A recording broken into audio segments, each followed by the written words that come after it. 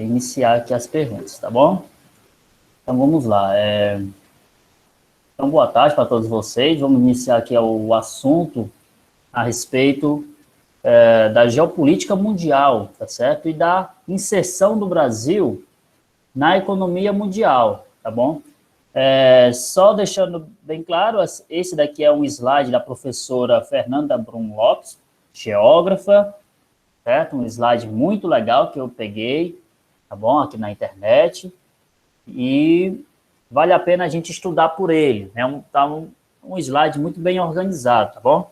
Então, vamos debater, pessoal, a respeito da inserção, da posição do Brasil na globalização mundial, na atual globalização, né?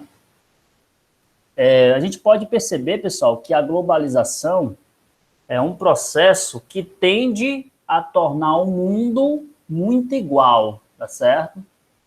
Tende a diminuir as diferenças não econômicas, mas sim as diferenças culturais, né? Muito mais na questão cultural. Como assim, professor? Ora, enquanto que a globalização, já considerado por muitos autores, muitos estudiosos, como um processo perverso e injusto, né? Por conta das diferenças socioeconômicas entre os países, né? E também pelas diferenças na questão da participação desses países no cenário econômico, no cenário social, né? Mas a globalização é um fenômeno que torna as culturas muito homogêneas. O que eu quero dizer com isso? Ora, ela desconsidera as culturas de países mais pobres e acaba impondo um modo de viver, né, dos países ricos como se fosse uma regra, como se fosse algo obrigatório a se seguir, tá certo? Então, é imposto aos países mais pobres uma condição de viver que é muito mais rentável e possível nos países ricos do que nos países pobres. Então, nessa charge que vocês podem observar aí, a globalização tende a tornar as pessoas, os modos de viver, o modo de pensar, o modo de agir, muito igual. Né? Então, enquanto nós temos uma sociedade plural, e ser diferente é ser normal, né? Mas a globalização tende a impor nas pessoas padrões de vida, tá certo? Você tem que ter isso, você tem que ter algo, você tem que consumir isso, você tem que ser aquilo. Quer dizer, te impõe uma situação que é incômoda para muita gente. Não sei se vocês estão compreendendo aí a gravidade da situação. Mas impõe uma situação em que você já nasce, né, com uma série de regras a seguir, né, uma série de imposições. Né? Vou pegar aqui no contexto religioso. Né? Quem de vocês aqui escolheu ser católico lá no início lá da vida, escolheu ser católico? Né? Aí você pergunta, não, professor, mas o catolicismo é o que está aí no Brasil, todo mundo é católico, mais de 90% da população é católica, né? Mas será que seria incorreto você ter liberdade para escolher o seu direcionamento religioso? Né? É um questionamento que eu faço, porque a globalização impõe uma forma de viver muito igual às pessoas. E nós sabemos que lá no início da colonização brasileira, existia aqui no Brasil, aqui nas terras brasileiras, uma grande variedade de tribos indígenas. Cada tribo vivendo à sua maneira e acreditando no seu próprio Deus, né? Tendo as suas próprias crenças. Quando os portugueses chegam e exterminam, né, os povos nativos, que são os índios, acaba acontecendo também um extermínio da cultura desses povos. Então, a cultura desses povos também vai ser desconsiderada. e vai ser imposto uma forma de viver, né, que vem da Europa, tá certo? Então, a globalização, ela tende, né, a aumentar as diferenças sociais e econômicas, porém, a globalização é um processo perverso, também porque desconsidera as culturas mundiais, as várias culturas mundiais que nós temos aí, tá certo? É por isso que aqui no Brasil existe muito a cultuação, né, ao que é de fora, então nós tendemos a respeitar e considerar aquilo que vem da Europa ou aquilo que vem dos Estados Unidos, né? Então, para a gente, aquilo que é bom é o que vem de fora e o que é nosso, do Brasil, é ruim, tá certo? Então, a gente tende a considerar isso daí. A gente tende a considerar que a música boa é o que tem lá fora, os bons filmes é o que vem lá de fora, tá certo? Pessoas educadas vêm lá de fora, quer dizer, e nós tendemos a desconsiderar o que é nosso, tá bom? Então, isso daí é também uma forma de acentuar as diferenças que existem no mundo. Isso é muito perverso, né? Então, como todos vocês já sabem, a globalização não é um fenômeno novo. Nós lembramos que a globalização, ela como um processo, né, onde há uma interação entre vários povos, né, entre várias áreas no mundo, né? Então, a globalização vai se iniciar lá nas grandes navegações. Naquele momento, vários povos europeus vão a alto mar em busca de novas terras para explorar, a fim de enriquecer a coroa, a fim de enriquecer o império, tá certo? Então, essa integração global está totalmente relacionado a um processo de globalização.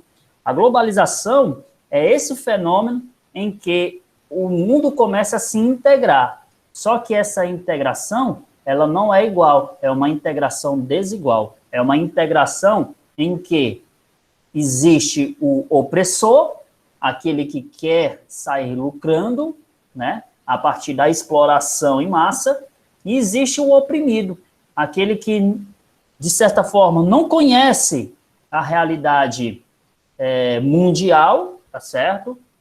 E tende a ficar totalmente vulnerável às explorações do dominador, tá bom? Então, existe o explorador, que são os grandes impérios, que lá no início das grandes navegações, os grandes impérios estavam localizados na Europa, né? E existem os explorados, como no caso os países localizados no continente americano, tá bom? Então, essas condições de desigualdade entre exploradores e explorados vai iniciar lá no século XVI, no início das grandes navegações, certo? Mas naquele tempo não se entendia, não se conhecia e não se tinha ideia o que era globalização. A globalização é um conceito relativamente novo.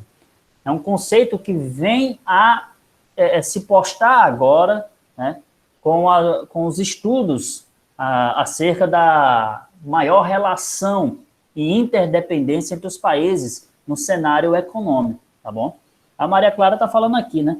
Quando o processo de globalização consolidou-se no Brasil, é muito impreciso, Maria Clara, falar em consolidação da globalização, porque a globalização, ela é um fenômeno de integração entre os países, tá certo? Que se modifica em tempos, a sociedade vai mudando, as formas de organização entre os países vão mudando, e claro que a globalização também vai mudando. Então, existem várias formas de integração, né? Várias maneiras. O fato é que essa consolidação, ela tende a ficar cada vez maior no momento em que a economia se torna globalizada, né? Então, se a gente for aqui dizer quando iniciou, né, a data, não dá para se ter ideia, né? Mas dá para, pelo menos, levantar uma hipótese que seja a partir da década de 70 e 80 a uma maior integração a partir de uma globalização econômica, em que a tecnologia vai influenciar, né, uma maior integração entre os países, tá certo? Não só a tecnologia, mas a informatização, né, vai integrar, né, tornar os países, pelo menos sentimentalmente, se tem a ideia de que estamos mais próximos, né, com o aumento da tecnologia, tá bom?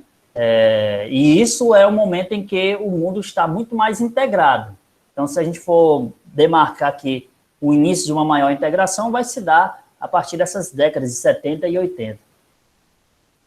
No Brasil, o processo de globalização vai se intensificar com o chamado desenvolvimentismo, que vai ser lá na década de 50, no governo de Juscelino Kubitschek, o conhecido JK. Né? Então, esse desenvolvimentismo tinha como regra, né, não intensificar o desenvolvimento econômico e social nas áreas onde já estava consolidada o desenvolvimento econômico, como São Paulo e Rio de Janeiro. A ideia era explorar novas áreas, certo? A ideia era espalhar para o Brasil, né, e tornar o território brasileiro um conjunto todo integrado de desenvolvimento, né? E claro que esse projeto, né, tinha um plano ambicioso, chamado de Plano de Metas do Juscelino Kubitschek, conhecido em 50 anos em 5, né? Quer dizer, um desenvolvimento que poderia ser projetado em 50 anos, trazer tudo isso, né, tornar possível em 5 anos. Né? O Juscelino Kubitschek, claro, que teve muitos gastos no processo de construção de Brasília, tá certo? Intensificou também muitas obras no Brasil inteiro e tirou aquela ideia de que o desenvolvimento não pode ser pontual. Aliás, ele vai tirar a ideia de que tem que existir uma integração econômica no território nacional, explorando novas áreas, novas potencialidades, né? O que antes, por exemplo, o Nordeste era considerado uma área de exclusão por conta das péssimas condições socioambientais, né? Agora o Nordeste passa a ser uma área possivelmente de crescimento econômico, né? A partir da exploração de novos serviços, como, por exemplo, a exploração de minérios ou até o turismo, né? Então, o plano de metas, ele vai ter um objetivo de tornar o Brasil mais industrializado, evitando que essa industrialização pudesse ser pontual, né? Essa industrialização, a ideia era que ela se espalhasse por todo o território, tá bom? Criando novos polos, novas áreas de desenvolvimento. E os meios de alcançar seria a construção de estradas, o aumento da malha de estradas, de hidrelétricas, né, como uma fonte rentável de geração de energia, e que para o Brasil, na realidade do Brasil, as hidrelétricas eram condições, ainda são condições favoráveis de utilização, tá bom? O que não pode ser, pessoal, é discutir a hidrelétrica como uma única fonte de geração de energia. A ideia é não só massificar, mas criar novas fontes de energias alternativas, tá certo? Porque o consumo de energia está cada vez maior e a exploração do meio ambiente também está cada vez maior. Então, a ideia é tornar essas fontes de energia cada vez mais diversificar e entender que cada área do Brasil existe realidades diferentes. Algumas áreas o consumo é maior, outras áreas o consumo de energia é menor. Então, dependendo dessas realidades, né, diferentes, a fonte de energia também tem que ser diferente, né, também tem que ser diferenciada. também na indústria de base e produção de petróleo. Então, todos esses foram pilares a serem alcançados, tá bom? No plano de metas do Juscelino Kubitschek.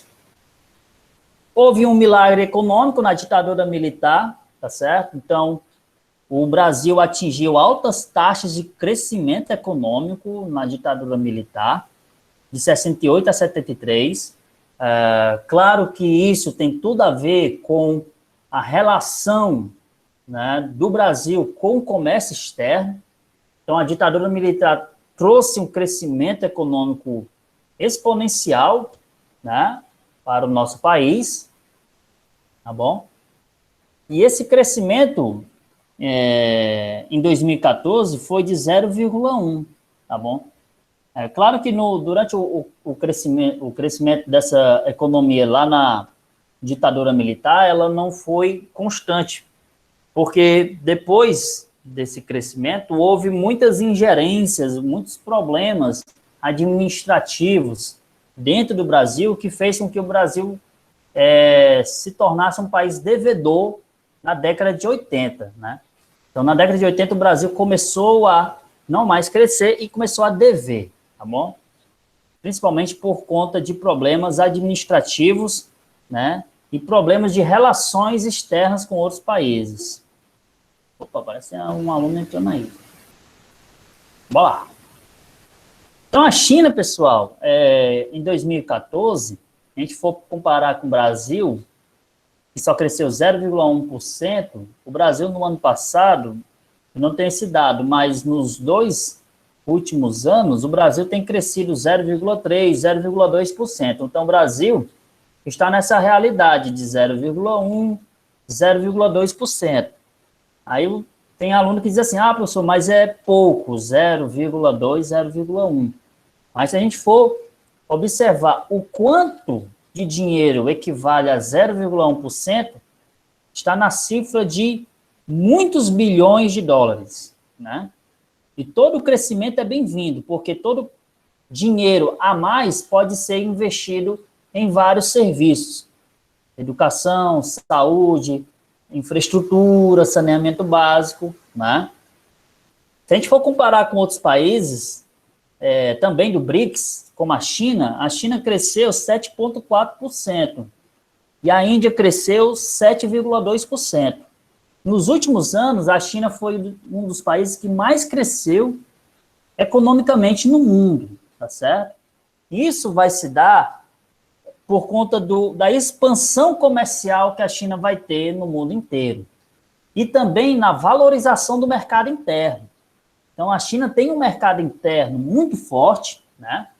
Com geração de emprego, geração de a massificação de indústrias, diversificação de indústrias, né? Então, vai existir uma grande revolução industrial e comercial dentro da China, e isso favoreceu a geração de emprego, geração de renda, tá bom? E claro que a China, a potência econômica que a China é, e as várias relações comerciais externas, fez com que a China crescesse bastante, em 7,4%, né? Tem alguma pergunta? Eu escutei mas foi pergunta não, pensava que era pergunta. Então, mesmo com o impacto da queda do preço do petróleo em sua economia, a Rússia tem um crescimento projetado de 0,3%. Em 2014, ele ainda não tinha divulgado seus resultados, mas a Rússia, nos últimos anos, também vem crescendo 0,5%, 0,4%. Isso vai tornar Brasil, Rússia, China e Índia um dos países que vem apresentando crescimentos na sua economia no mundo subdesenvolvido. Então, entre os países subdesenvolvidos, nós temos Brasil, China, Índia e Rússia como um dos países que mais crescem, tá certo? E tem uma economia em crescimento. A diferença vai ser a China e a Índia com crescimentos exponenciais, os países que mais cresceram, fazendo com que a China possa chegar em 2030 como a maior potência econômica do mundo, tá certo? Então, a China pode chegar em 2030, pode chegar a ultrapassar os Estados Unidos. Isso não quer dizer que a China seja a maior potência bélica, né, do mundo. mas, pelo menos, economicamente, a China pode sim ultrapassar os Estados Unidos. A Alemanha, em 2013, foi também nessa faixa de 0,1%, chegando a 1,6%, e o Reino Unido de 1,7% para 2,6%, certo? Claro que esse crescimento ele tende a variar dependendo do que você vende e do que você compra, né? Então, claro que países industrializados e tecnologicamente desenvolvidos, quase isso não sai, né? Tecnologicamente desenvolvidos, esses países tendem a crescer muito mais do que países com uma economia agrária, com uma economia basicamente agrária, certo? Como no caso do Brasil, que ainda tem uma característica muito voltado à exportação de produtos agropecuários, tá bom? Então, a economia do Brasil, ainda no mercado externo mundial, né, tende a ter esse peso voltado para a agropecuária. Quais são os aspectos positivos e negativos da globalização no Brasil, né? A gente vamos elencar aqui os aspectos positivos e negativos. Então, o Brasil é um país com uma economia em crescimento e que ocupa posição de destaque no cenário mundial, sendo beneficiado por diversos aspectos da globalização. Então, o Brasil tem destaque no cenário mundial por ter um grande quantitativo de produtos exportados, né? E também pela diversidade de parcerias, né? Então, o Brasil tem firmado parcerias com muitos países, certo? Além de ser um país muito visado, apesar dos problemas políticos e econômicos, né?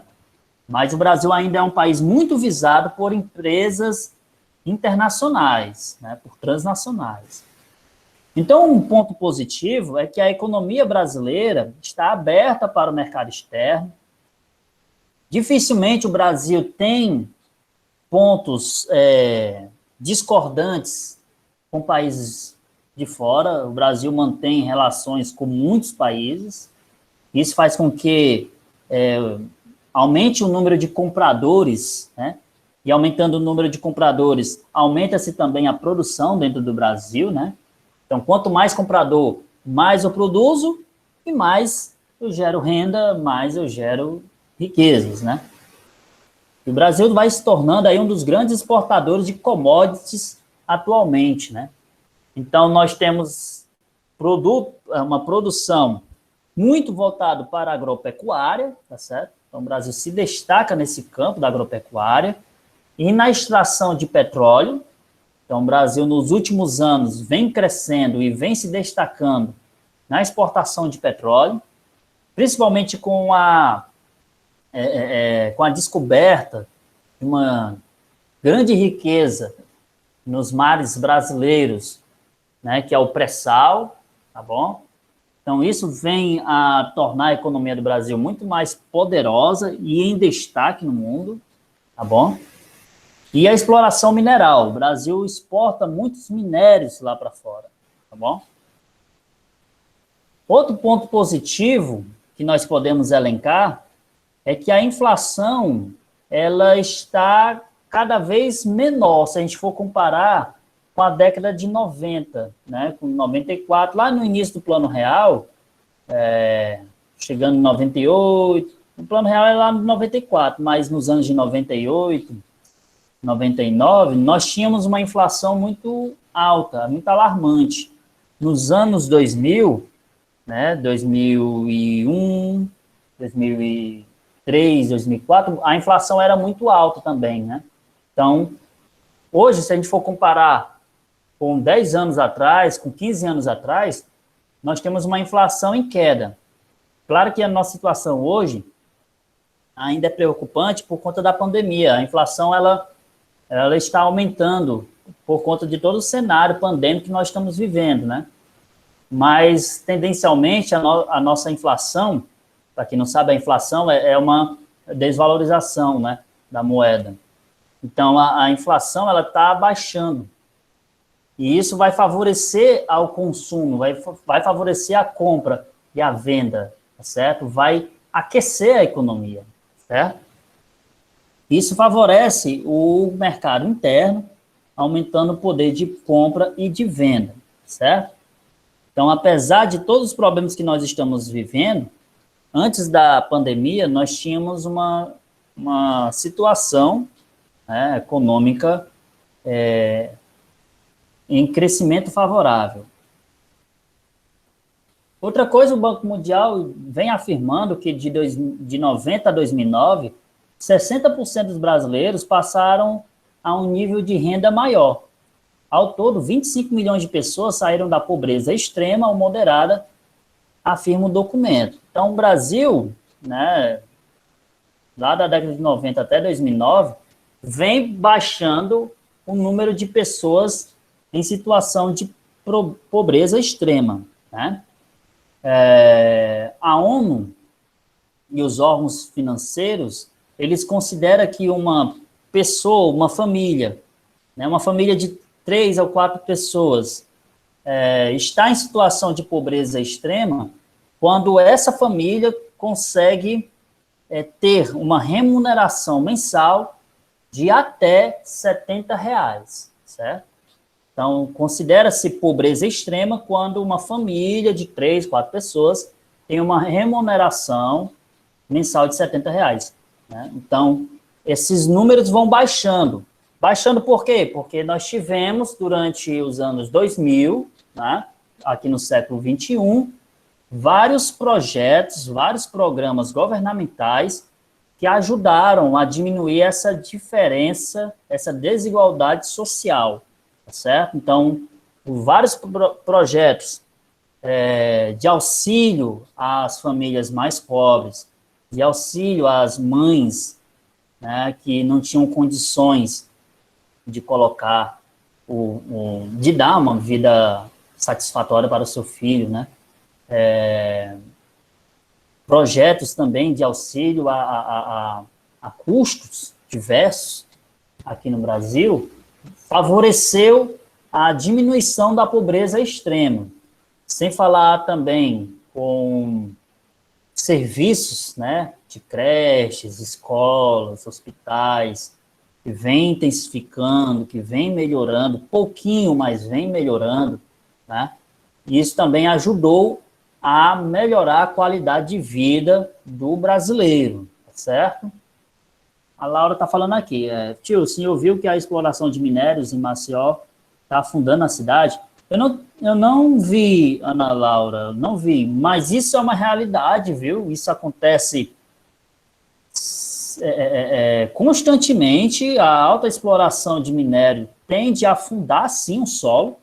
No México, teve uma exploração da água subterrânea, então os caras tiraram tanta água subterrânea que o solo da cidade desceu vários metros. Então, isso acontece bastante em vários lugares do mundo, tá bom? Claro que para não acontecer isso é necessário uma exploração moderada, planejada, uma exploração projetada, planejada, né? Estudada, a fim de evitar esse impacto, né? Essa degradação ambiental. Outra coisa, pessoal, o ponto positivo da globalização, né? O Brasil, nesse meio globalizado, é que os meios de comunicação desenvolveram-se com a população da telefonia móvel, da internet, da TV por assinatura e etc. Então, o povo começou a ter maior acesso a esses meios de comunicações, né?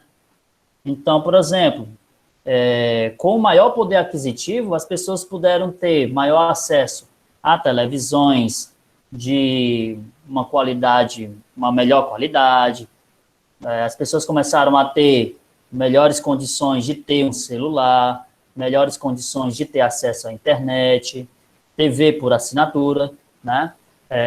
Lá no início dos anos 2000, era difícil alguém ter acesso a uma TV por assinatura. Hoje, o número de assinantes cresceu bastante, né? Isso popularizou a marca, né, das emissoras fechadas, das TVs fechadas, tá bom? Então, Veja como a realidade econômica brasileira melhorou bastante. Aí você diz assim, certo, isso é bom, mas isso resolve pobreza? Isso resolve desigualdade? Isso não é um fator que tende a resolver pobreza e desigualdade, mas é sim um fator positivo na questão das pessoas terem mais acesso à informação, certo? E isso é importante, principalmente no tempo que nós estamos vivendo, né? Já imaginou se nós não tivéssemos toda a estrutura de internet, né, e vocês tendo acesso a computadores, celulares, televisões que pegam a internet, tá certo? Então, tudo isso marca uma realidade, né, social e econômica do povo brasileiro mais favorável. Então, veja, ó, se a gente for fazer uma comparação, em qualquer evento que traga muita gente, tá certo? De antigamente com hoje, né? Em 2005, as pessoas iam para as festas, iam para confraternizações, e pouquíssimas pessoas tinham acesso a celular, pouquíssimas, só tinham acesso a celular quem tinha uma melhor condição de vida, né? Quem tinha uma situação financeira mais favorável, né? E as pessoas que tinham celulares, que já eram poucas, né, os celulares eram muito simples, tá certo? Não tinham muitos recursos os celulares. Basicamente só dava para ligar, atender, tem ali uns joguinhos, uma calculadora, uma agenda, não muita coisa, né? E também nem todo mundo tinha um celular avançado com uma tela colorida, né? Hoje, pessoal, é muito raro uma pessoa não ter celular.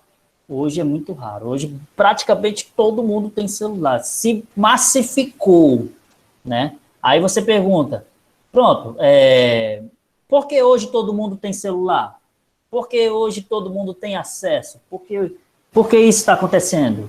É porque o salário aumentou? É porque as pessoas estão mais ricas? É porque tem muito celular aí no mercado? Porque o celular ficou mais barato? Por que hoje todo mundo tem mais acesso a ter celular?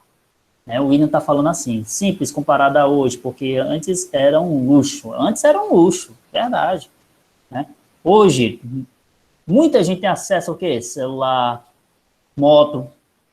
Eu acho que, assim, aumentou em 20%, 30% o número de pessoas que têm moto, né? Então, por que isso aconteceu? Por que todo mundo tem celular hoje? Está relacionado com o aumento mesmo do poder aquisitivo das pessoas, certo? Então, as pessoas têm um melhor poder aquisitivo. Se a gente for colocar proporcionalmente o valor de um celular ou um salário das pessoas hoje em dia, né, você pode comprar um celular, mesmo que não, um celular sem muita qualidade, mas você consegue comprar um celular. E sem falar também das condições e opções de compra. Então, hoje as pessoas conseguem comprar em 10, 15 vezes, né, um celular, tá bom? E olha que o Brasil é um dos países em que tem a sua população, em que tem o maior número de pessoas com nome sujo na praça. Então, se a gente for comparar com outros países, o Brasil tem um número exorbitante de devedores que não consegue fazer compra nenhuma parcelada, não consegue tirar um cartão de crédito, não consegue fazer nada, certo? Hoje nós temos uma situação muito alarmante de devedores. Nós temos um país de devedores, tá certo? E claro que se a gente resolve essa situação de país de devedores, a economia cresce bastante. Então, uma das grandes saídas é resolver essa dívida do povo, né? E educação financeira, que é necessária. O William fala, né? Hoje o acesso é fácil porque inventaram o cartão de crédito.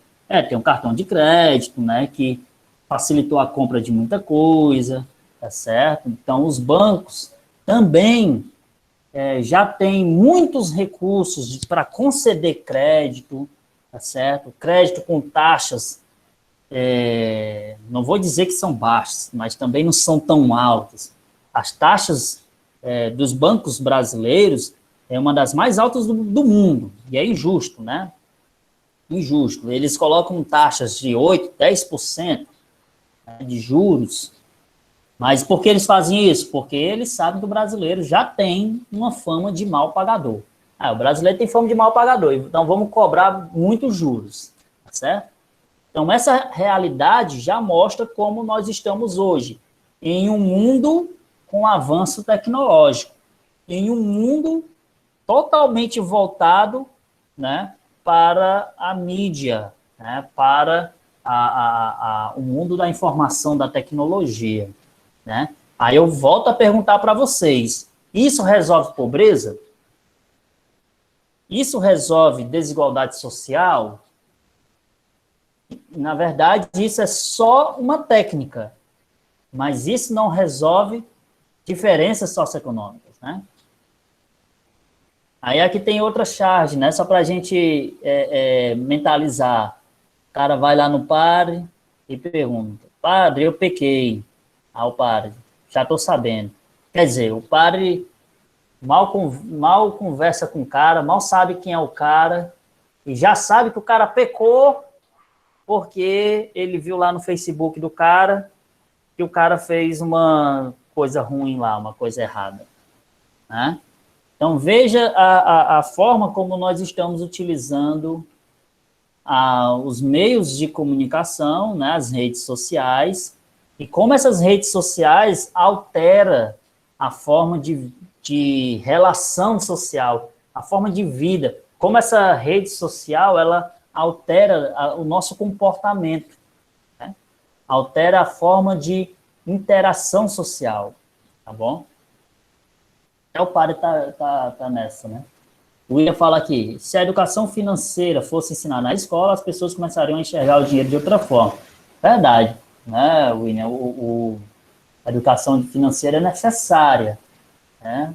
Por quê? Porque muitas vezes as pessoas vivem, né, sem ter um controle, sem ter um planejamento, né? E aí, dinheiro não adianta você ter muito. Se você não saber administrar, você vai ficar sem. Professor, uma dúvida. Por que nas escolas não ensina educação financeira? Né? O William perguntando. Já que outros países começam a estudar desde cedo. O William já tem projetos, muitos estados já fazem isso, educação financeira. Aqui no estado do Ceará já teve um projeto da Cefaz, né, a fim de inserir a educação financeira também. Muitos deputados já têm essa ideia de tornar a educação financeira obrigatória, né, nas escolas, mas infelizmente não tem porque falta estrutura nas escolas e faltam profissionais que possam estar gabaritados, preparados para ensinar, né? Antes de ofertar uma disciplina, é preciso formação, é preciso formar professores, é preciso preparar os professores. Se os professores não estão preparados para ensinar isso, como é que você vai ofertar educação financeira nas escolas? Então, é preciso educar os professores, é preciso preparar eles para depois passar isso para os alunos. A Cíntia está falando, tio, desculpa o atraso, pensava que a aula era às 3 horas. Tranquilo, Cíntia, mas você está aqui, isso é o que importa. Então, vamos lá. Então, pessoal, os pontos positivos também da globalização é que no setor de pesquisa foi possível criar e exportar tecnologia, principalmente em combustíveis alternativos. Então, biodiesel, né, é uma realidade brasileira, é uma revolução brasileira, tá certo? São formas alternativas de geração de combustíveis, tá bom? E o Brasil está nessa, e isso mostra como é necessário investir em pesquisa, é necessário investir em educação, né, para que a nossa sociedade possa crescer, para que as pessoas possam ocupar cargos importantes, né, para que a gente possa deixar de depender, né, da tecnologia de fora. Então, veja o quanto o Brasil perde, né, ao comprar tecnologia de fora. O Brasil perde ao não incentivar a pesquisa aqui dentro. Então, o Brasil perde muito. Então, é necessário incentivar a pesquisa científica, né? Por exemplo, aqui nesse site super interessante, a gente pode encontrar que o Brasil é um dos países que mais usa e ajuda a desenvolver o chamado software livre, né? Que é o software de código aberto, como o sistema operacional Linux. Ele é livre porque eles são feitos por grupos de programadores que os distribuem de graça. E aberto porque esses softwares podem ser livremente modificados para ganhar novos recursos. E o Brasil é um dos países que mais criou versões próprias desse tipo de programa. Então, veja a necessidade da gente investir em educação, né, para a gente gerar produtos gratuitos para as pessoas. Eu, particularmente, estava pagando o pacote da Microsoft, né? Estava pagando durante um ano. Aí eu, rapaz, vou ficar pagando essa Microsoft até quando? Vou ficar pagando essa Microsoft. Eu desisti da Microsoft e fui para o Linux. E eu estou gostando, e eu estou achando sensacional. E o Linux faz parte dessa revolução tecnológica brasileira, né? É um produto brasileiro, certo? Então, é importante incentivar a pesquisa. Por quê? Porque o desenvolvimento científico, né, o crescimento científico de um país, ele volta para o seu povo, como no caso do Linux. Você não precisa pagar um pacote da Microsoft.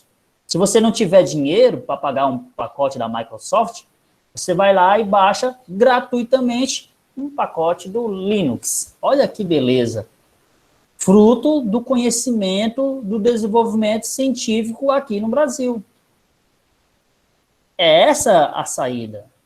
Hoje, nós já temos também uma notícia em que a Universidade Estadual do Ceará, a UES, já está criando uma vacina, né, para a Covid. Está faltando só a permissão dos órgãos governamentais aqui do Brasil para testar em humanos. Então, veja, nós estamos criando vacina brasileira, que nós não precisamos comprar vacina de fora. Nós podemos fazer aqui dentro do Brasil. Produzir aqui, dentro do nosso país, e quem sabe depois vender lá para fora e ganhar dinheiro com isso. É assim que tem que ser o desenvolvimento do nosso país. William, né? E eu achando que era o sistema brasileiro nos treinando para ser pobres. Não. A Maria Clara, pensando financeiramente, não terá gastos comprando de outros países. Verdade, nós temos que produzir aqui, no nosso país, incentivando vocês que estão estudando a entrar numa universidade, a fazer uma pesquisa científica na área que vocês acham mais interessante, certo? Incentivando o estudo, o crescimento da pessoa educacionalmente. É assim que a gente muda a sociedade, tá bom?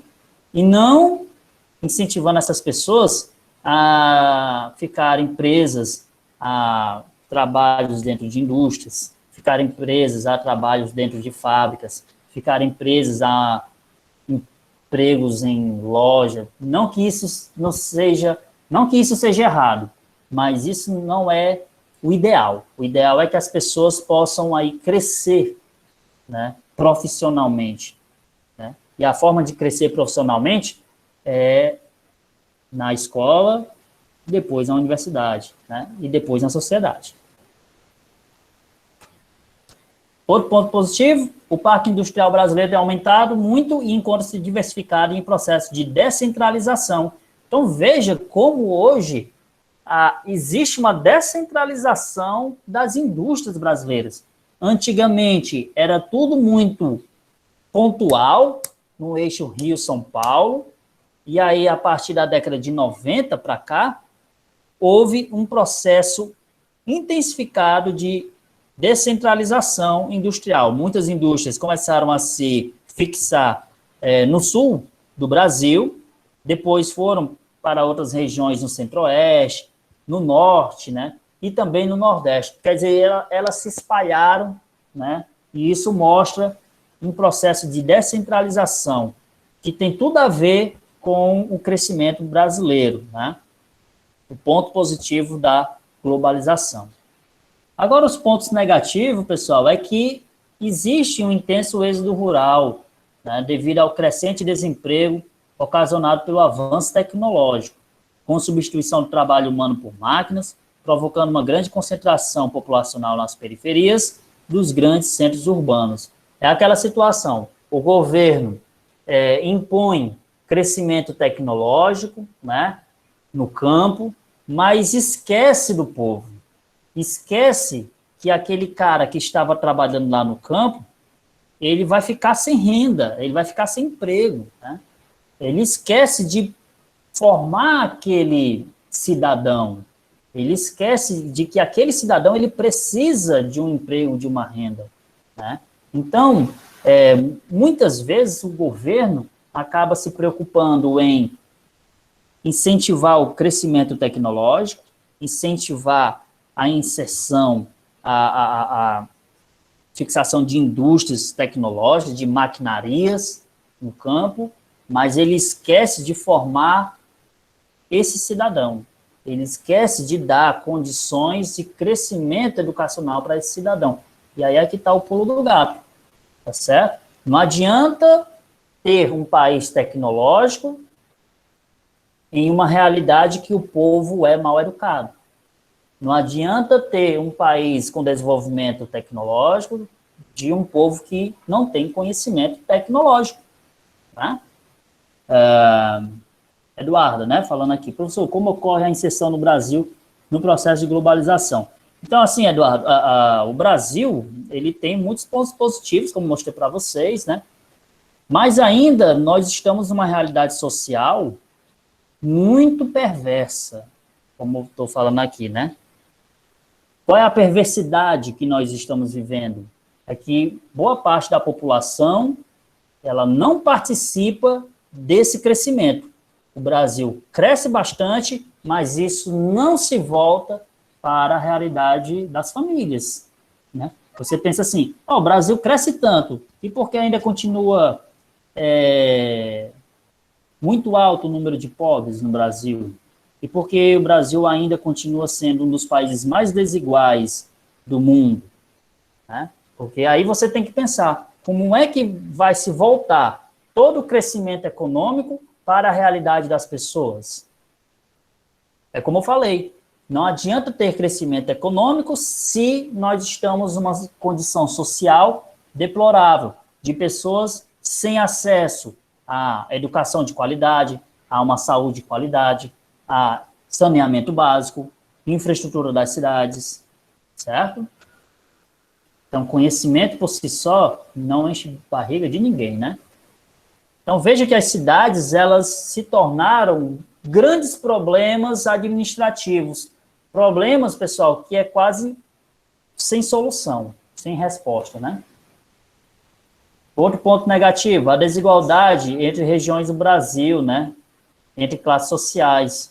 Então, infelizmente, essa pandemia vem aumentando muito essas desigualdades. Se a gente for pegar aí nas escolas, nós temos as escolas públicas em situação precária, com muitos alunos sem condições de acompanharem as aulas, e esses alunos vão sofrer, não só hoje, mas vão sofrer lá na frente, quando esses alunos tentarem concorrer com alunos de escolas privadas, né, em concursos, em seleções, esses alunos vão sair prejudicados, vão sair totalmente atrasados.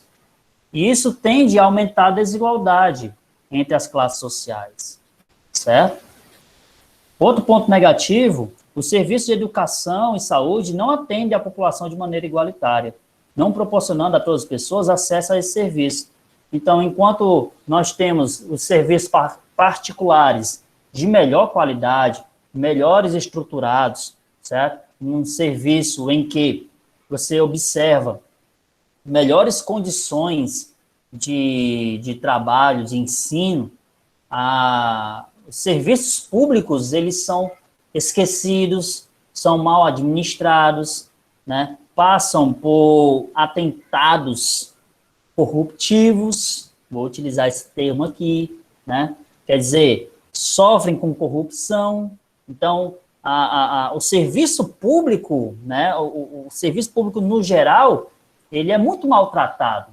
E o brasileiro, ele não valoriza o serviço público. Porque se o brasileiro valorizasse o serviço público, ele estava cobrando cada vez mais melhorias no serviço público. Nós queremos escolas de qualidade, nós queremos hospitais de qualidade, nós queremos uma infraestrutura de qualidade, saneamento básico que preste, né? Quer dizer, o brasileiro, no geral, não liga para serviço público, ele só fica lamentando que o serviço particular, ele tem melhor qualidade. Né? E não deveria ser assim, né? Ok? O Ítalo, né? Tio, desculpa, o celular estava carregando. Tranquilo, Ítalo. A Cíntia vai falar, vão sofrer principalmente no futuro. Verdade. Né? Verdade. Hoje, você vai pegar, nesse período de pandemia, tem escolas públicas praticamente paradas. Alunos que há um ano não têm estudo, não tem uma aula que preste, não tem uma orientação, está tudo jogado, está tudo de forma... muitos não têm acesso, né, Cíntia? Verdade.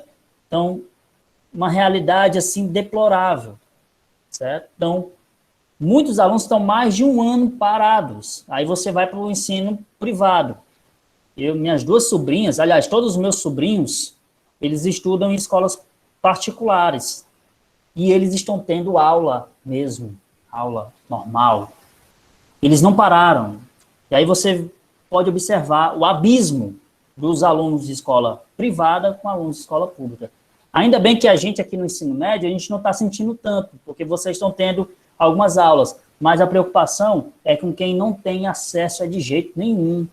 Essa é a preocupação com esses alunos que nós vamos recuperar, se Deus quiser, nós vamos recuperar. E eles vão poder ter o direito deles garantido. Né? Não sei como, mas vão ter, eu acredito. Não é possível que vocês vão terminar o terceiro ano de forma remota. Eu não posso acreditar nisso. Certo? Então, assim, pessoal, ó, eu vou parar por aqui, tá certo? O slide, ele é longo, tá bom? Então, eu vou dividir essa aula em duas partes, né? Eu vou mandar esse slide para vocês no WhatsApp. Eu vou parar aqui nessa parte, ó, economia mundial e economia brasileira. Eu vou fazer uma comparação entre a realidade mundial e a realidade brasileira, isso na próxima aula, tá bom? Mas é importante vocês pegarem esse slide e ler o slide como um todo, tá certo? Tá bom? E aí, na próxima aula, eu começo por aqui. Tá tranquilo? Tá tranquilo? Alguém tem alguma pergunta? Vou parar aqui a gravação.